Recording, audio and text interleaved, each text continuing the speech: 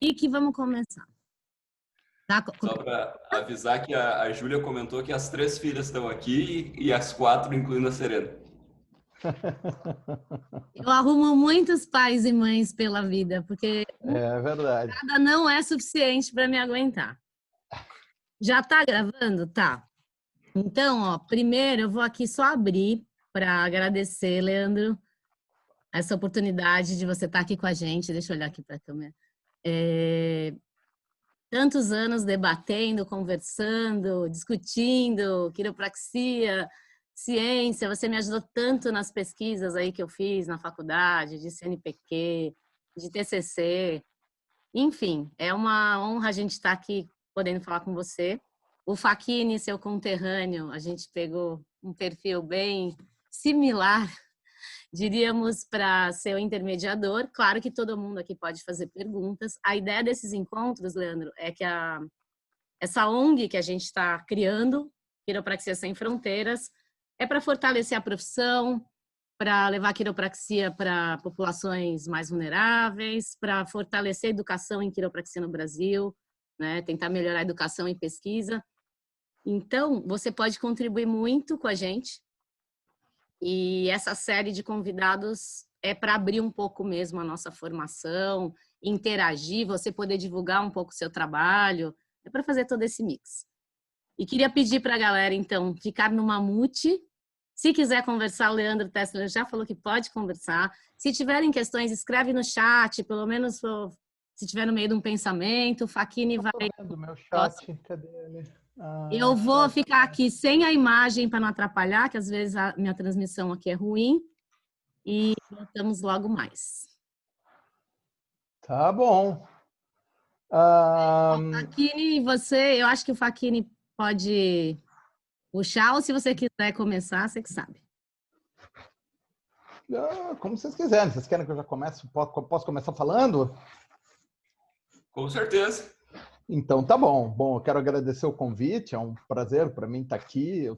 Vou fazer uma fala que eu tenho feito em outras instâncias também, né? Eu tenho trabalhado com divulgação científica já faz mais de 10 anos e está virando uma atividade profissional minha. Eu estou orientando um doutorando sobre o assunto da divulgação científica atualmente.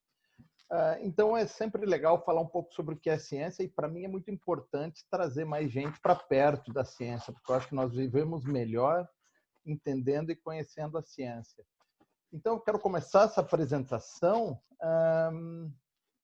perguntando para vocês, o que é ciência? Para vocês. E sou todo ouvidos, pode escrever, pode falar, eu estou escutando. Vamos ver quem se dispõe a responder alguma coisa. Tu sabe, Leandro, que conceitos é uma coisa pela qual eu adoro começar também, e quando eu dou aula de metodologia científica, uma das primeiras tarefas é busquem conceitos de quiropraxia e vamos ver qual deles parece mais adequado que a gente vai usar aqui. E diferentes autores trazem diferentes conceitos, e eu não sei nenhum de cor, então vou tendo me arriscar numa coisa que vem à cabeça. É que ciência é uma forma de obtenção de conhecimento de uma maneira sistematizada, através de meios formais, técnicas, obtenção de dados que sejam reprodutíveis e que possam ser testados e que tenham um objetivo final de entender o mundo e melhorar a qualidade de vida da sociedade, da humanidade. Teria como propósito para alguns o progresso, para outros não, e assim vai. Tu está dando uma definição bem prática, né, do que é a ciência. Alguém mais? Essa é muito boa, essa tua. Meio exagerada, né? Não, mas é por aí. Alguém mais quer escrever ou quer falar? Eu falaria produção de conhecimento, produção e sistematização. Não, produção de conhecimento, suas derivações, sei lá, estudo. Não sei. Tem a ver com conhecimento, com sistematizar. Não sei. Mais alguém? Obter conhecimento de maneira sistematizada, como algo assim? É uma forma de, né? É uma forma de ver o mundo, é uma forma de ver o mundo. É uma forma de ver o mundo, é uma forma de entender a natureza, né? Aí já está começando aí mais na direção que eu gostaria de levar.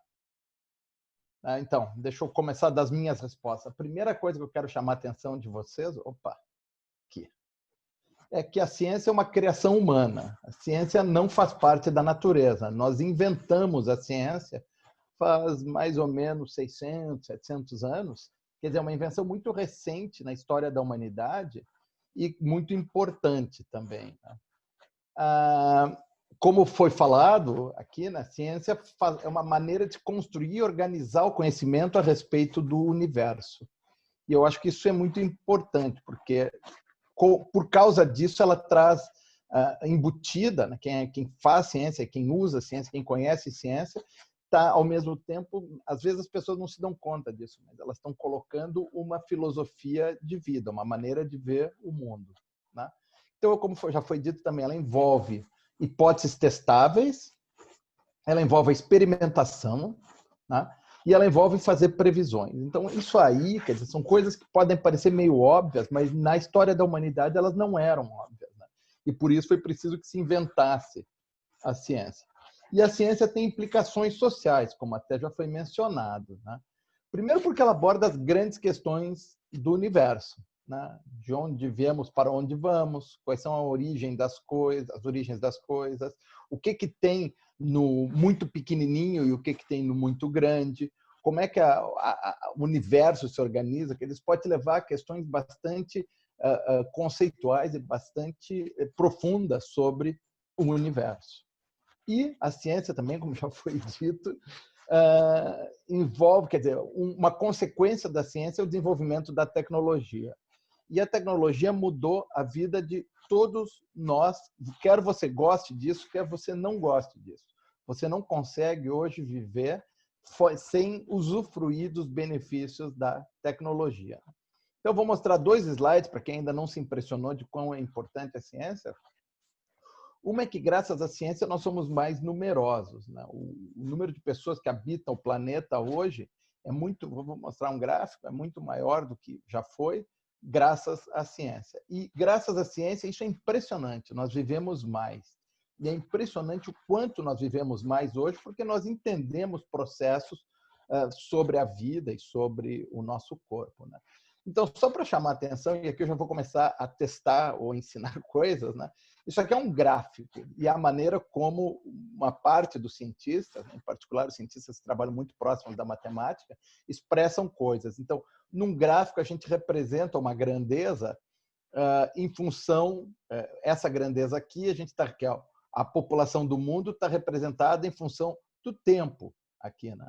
Então, como ela está representada em função do tempo, esse tempo começa bem antes da Era Comum, né? A gente está falando começamos em 10.000 antes da Era Comum, quando o mundo tinha 4 milhões de habitantes. Pouco maior do que Fortaleza. Então, no mundo inteiro, tinha pouco mais gente do que a população de Fortaleza, ou de Belo Horizonte, né? O tempo vai passando, né? A gente chega ao início da Era Comum, onde a gente tinha 200 milhões, menos de 200 milhões de habitantes, quer dizer, na época de Cristo, a população do mundo era menor do que a população atual do Brasil, e ela vai continuando, e ela só começa a crescer mesmo. Nós éramos 600 milhões em 1700, a invenção da ciência é nesse período, e vocês podem ver que essa explosão aqui é enorme.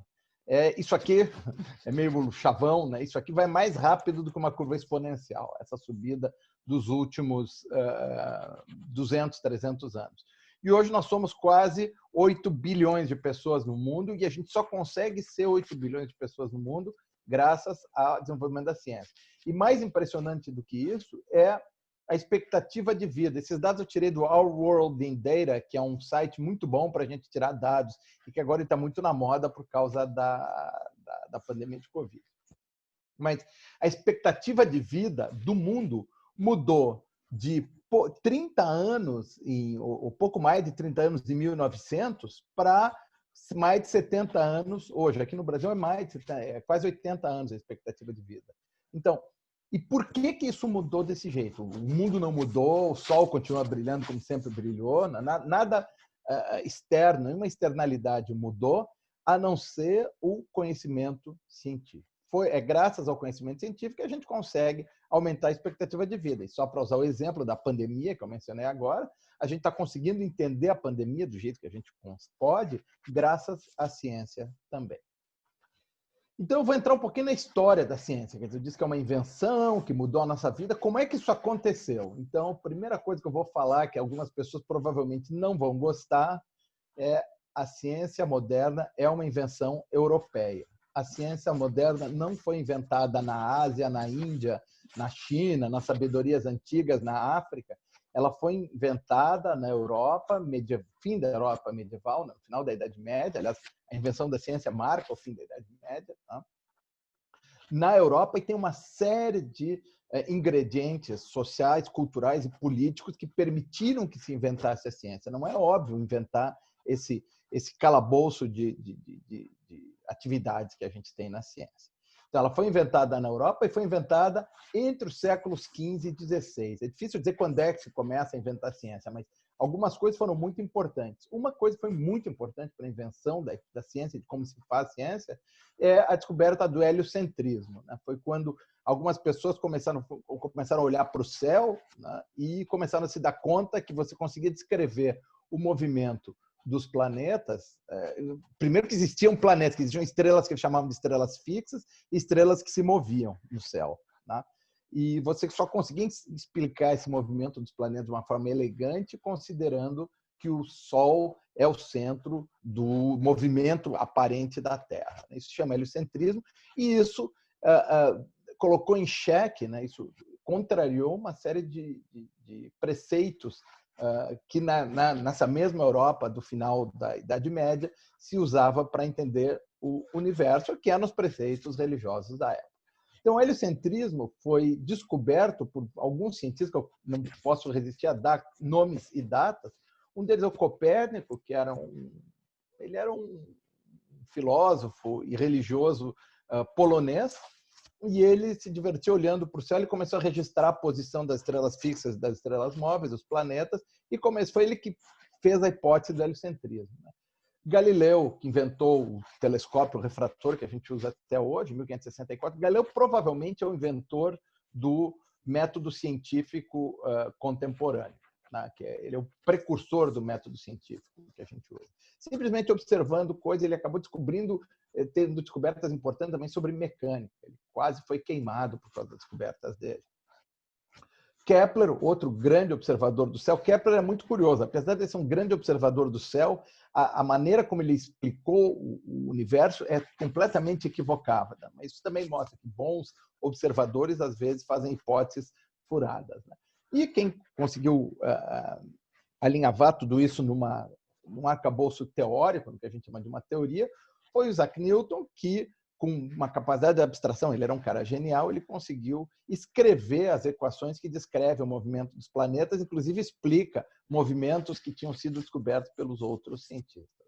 Então, isso aí, eu quero que vocês prestem atenção nas datas. Né? O Newton nasceu no ano em que o Galileu morreu, mas tudo acontece em torno de 1500 até 1700 e poucos. No século XVII, acontece uma outra coisa muito importante. Aconteceu vocês vejam que esses caras que eu mencionei até agora, todos eles, com exceção do Newton, moravam na Europa, no continente europeu. Né? E eles, de alguma forma, menos o Galileu, estavam ligados às universidades que já existiam nessa época. A universidade existe desde o ano 1000, mas elas eram meio obscuras até 1500. Né? Elas se dedicavam ao trívio e ao quadrívio, e não ao desenvolvimento da ciência. E no século XVII aparece o empiricismo, que é um movimento filosófico muito importante, e a importância da experimentação. E o cara que é muito importante nisso é o Francis Bacon, talvez você já tenha ouvido falar, que é o primeiro sujeito que começou a dissecar corpos na Europa para ver o que tem dentro, que era proibido pela igreja. Então, se você vai a Cambridge, tem uma ilha onde tinha o laboratório dele, que era uma casinha meio escondida de tudo, onde ele levava cadáveres para ficar dissecando e tentar entender a formação, o que tinha dentro, né, do corpo humano. O corpo humano era intocável. Né? E no século XVII também vem a matematização, que é você usar a linguagem matemática para descrever a ciência. Eu não quero entrar nessa discussão, mas é muito claro hoje em dia para os cientistas que a matemática não é uma ciência, apesar da gente usar o método científico para investigar a matemática. Mas o uso da matemática na descrição das ciências, especialmente das ciências mais básicas, como a física, né, apareceu no século XVII e foi muito importante para o desenvolvimento da ciência.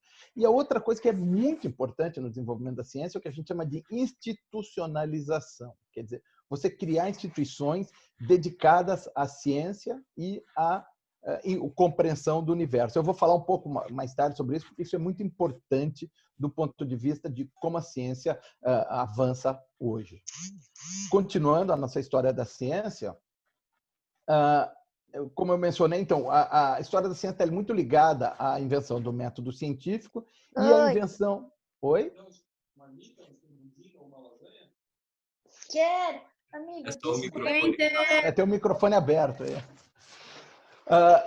Então, a invenção do método científico também tem a invenção das disciplinas. Essa divisão do conhecimento em disciplinas já existe. Lasanha de massa, tá? É bolinha. É escorridinha de quê? Puta.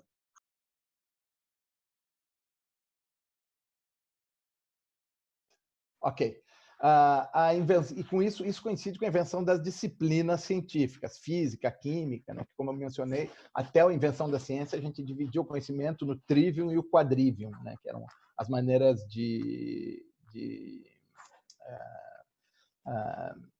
entender o universo até então. E com a invenção das disciplinas a gente consegue fazer coisas muito básicas e muito importantes. Eu vou mencionar algumas que vocês vão se dar conta que mudaram a vida da gente. A matemática, como eu falei, não é exatamente uma ciência, mas usa o método científico, ela envolve umas invenções muito importantes. Uma das maiores invenções da história da humanidade é a invenção do cálculo, né?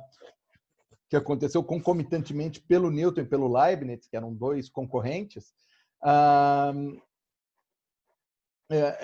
Isso permite que a gente avance no conhecimento de uma forma muito importante. Também, no início da ciência, se inventa a geometria analítica e a álgebra linear, que são ferramentas super importantes na matemática, né? No campo da física e da astronomia, eu já mencionei o heliocentrismo, se tem a teoria da gravitação, que vem como consequência do heliocentrismo, né? E aí, na época do Newton, ele consegue mostrar que as mesmas leis que regem uma parte do universo devem reger todo o universo. E isso é fundamental para a ciência, né? Então, essa coisa da reproducibilidade. A gente sabe que as leis da ciência, da física ou da ciência, que funcionam aqui na Terra, funcionam em qualquer planeta, funcionam em qualquer estrela, quer dizer, elas são reproducíveis no espaço e no tempo. Então, por isso se inventou a mecânica, se descobriu o eletromagnetismo, mais tarde a mecânica quântica e a relatividade, que são no final do século XIX, início do século XX, e com isso a gente consegue compreender o universo básico, a gente consegue saber do que nós somos feitos, né? As partículas que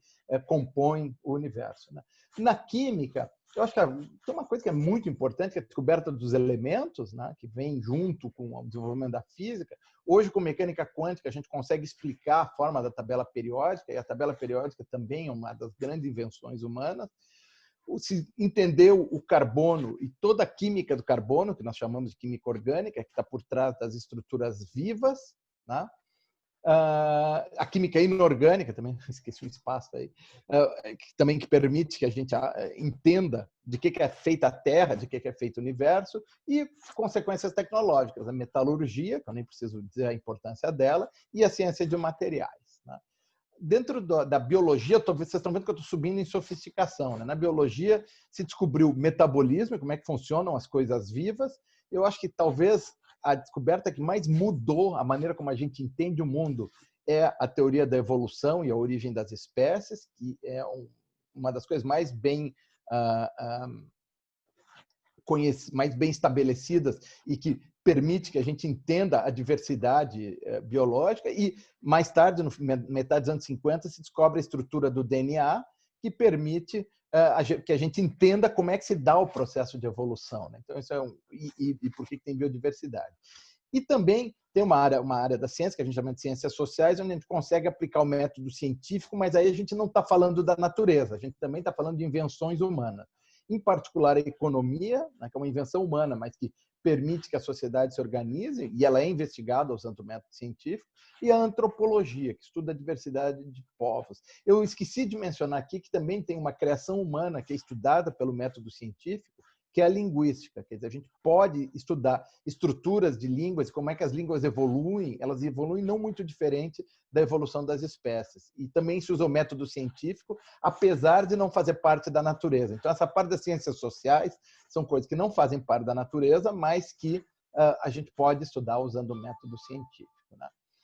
E aí eu quero entrar, não quero me alongar muito, em como que nós elaboramos e testamos as hipóteses que eu mencionei que fazem parte do método científico. Isso é o método científico, né? O método científico envolve a observação de alguma coisa, e aqui muita gente falha, quer dizer, muito da ciência mal feita vem de uma observação equivocada ou enviesada da realidade. A gente faz uma experimentação, então, uma vez que eu observei um fenômeno, eu tento afastar tudo que não é as hipóteses, tudo que não faz parte das hipóteses que eu tenho sobre esse fenômeno. Quando eu faço a experimentação, eu preciso me preocupar em reproduzir o que eu estou fazendo, quer dizer, não basta eu observar uma vez para ser isso uma evidência científica. É preciso de objetividade, quer dizer, quem está fazendo o experimento deve, na medida do possível, não fazer parte do experimento, quer dizer, eu não posso aprender sobre um sistema do qual eu faço parte, né? Modelagem, isso depende muito da área da ciência também. A gente faz modelos que podem ser mais básicos, envolvendo matemática ou não. E, uma vez que a gente entendeu o processo, a gente pode fazer previsões e generalizar. E é isso que tem permitido o sucesso das teorias científicas, né? Agora, tem problemas e tem limitações. E muita gente não consegue entender os problemas e muito menos as limitações do método científico. Como eu disse, a ciência é uma invenção humana e, como qualquer invenção humana, ela está sujeita a todas as idiosincrasias humanas. E entender os limites do que a gente faz parte da profissão de cientista, né? Então, um problema sério, problema de reproducibilidade. Eu mesmo já passei, eu estava tentando fazer um experimento que ia ser um super forte, importante, luminescência no gap direto do silício, um experimento que muita gente está tentando fazer. Eu, por acaso, me envolvi com isso, consegui ver fazer o experimento funcionar e só consegui fazer ele funcionar uma vez. E eu tenho certeza que aquela minha amostra preparada, de um jeito especial, emitiu luz onde devia emitir, só que eu nunca mais consegui fazer com que ela fizesse a mesma coisa de novo. Então, simplesmente ignorei, pode ter sido alguma coisa, pode ter sido da minha vontade, apesar de ser um sistema físico, né? Mas reproducibilidade do que a gente faz é fundamental. Eu já mencionei o viés é talvez o maior inimigo da ciência, porque se eu entendo a coisa de uma forma, eu acho que as coisas funcionam daquela forma, eu posso fazer uma série de experimentos enviesados para a maneira como eu entendo o mundo. Então, certamente, ou muito provavelmente, eu vou acabar recebendo uma resposta errada do meu experimento.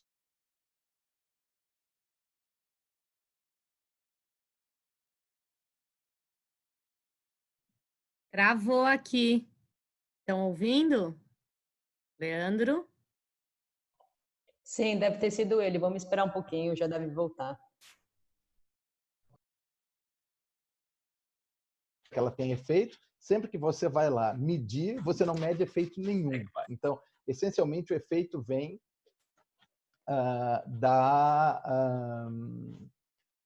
Ô, Leandro, Oi? caiu por alguns segundos enquanto tu explicava o viés, então se tu não se importar... Volto a falar, então. Ok, sem problema.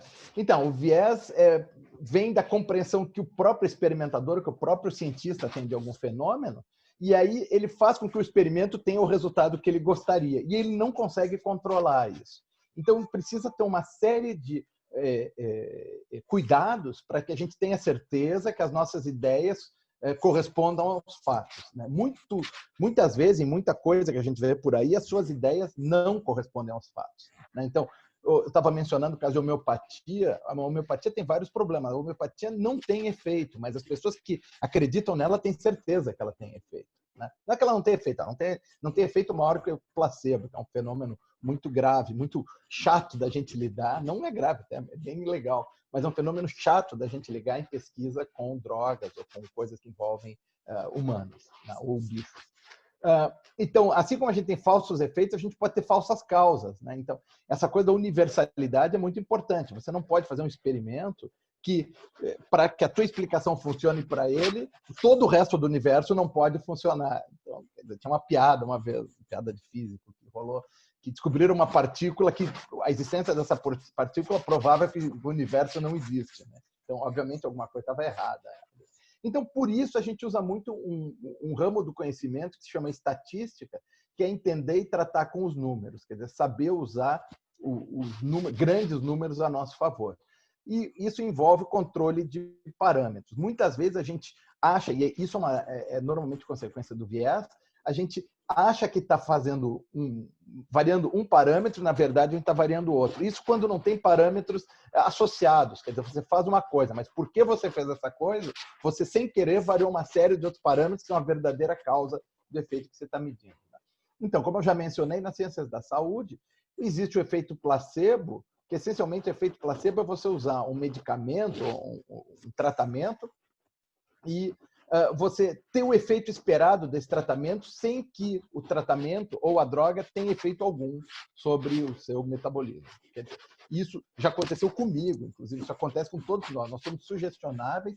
Muitas vezes, só de você visitar um médico, você já acha que está melhor. Minha filha Carolina, que está assistindo aqui, uma vez eu fui com ela até torcido a mão, só de tirar um raio-x da mão já ficou boa, já sentiu. Quer dizer, e isso acontece com todo mundo, faz parte da nossa natureza humana, né?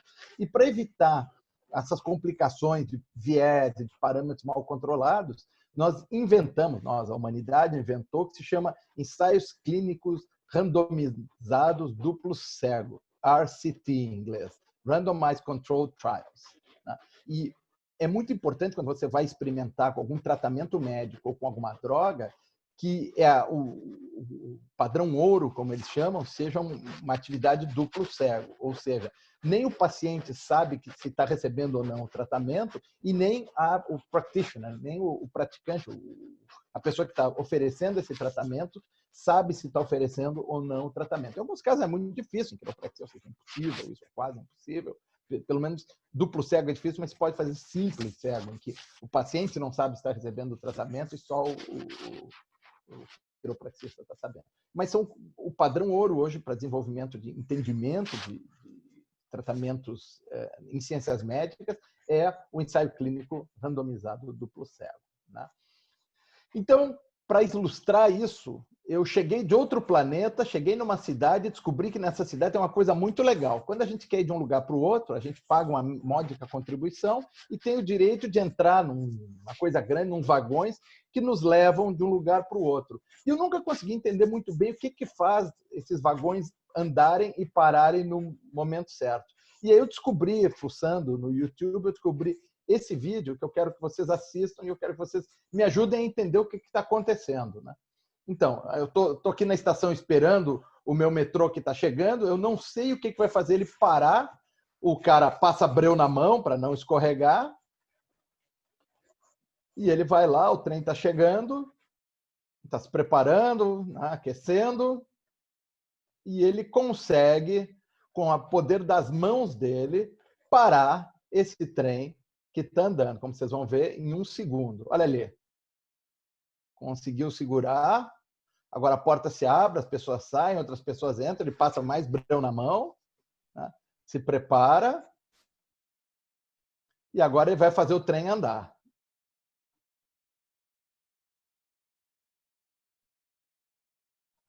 E o melhor é que ele comemora quando ele consegue fazer o trem sair, como vocês vão ver agora.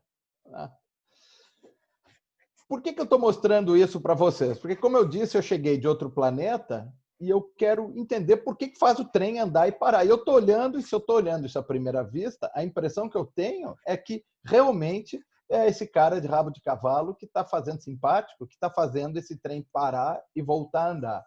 E se eu não fizer um estudo correto e da maneira correta, eu posso acreditar que o efeito trem parando e trem andando se deve à atuação dele. Porque toda a informação que eu tenho sobre por que o trem anda e por que o trem para vem da minha observação enviesada, né, do fenômeno que está acontecendo na estação de metrô. E aí, para ilustrar, eu já estou chegando no final, eu quero mostrar para vocês... Só para fazer um acréscimo com essa brincadeira dentro da área da saúde, né, para trazer isso bastante para a nossa realidade, a compreensão que é analogicamente similar à que tu está fazendo no qual é a razão pela qual esse trem para ou anda, na nossa área é o que se chama de evolução natural da doença. Correto. Uma das maiores variáveis a se estudar na hora de sabermos se qualquer intervenção é eficiente é saber como a doença ou aquilo que nós queremos estudar evolui naturalmente se nenhuma intervenção ocorrer. Ou seja, se nós removermos o cara do rabo de cavalo, qual é o efeito sobre o andar do trem? Porque boa parte das vezes, como tu falou, se tu simplesmente olha de fora, tu pode acabar tendo a impressão de que qualquer intervenção que esteja ocorrendo foi a causa da recuperação ou, como frequentemente as pessoas, até os nossos pacientes geralmente têm essa percepção, fazem associações de causas. Então é super interessante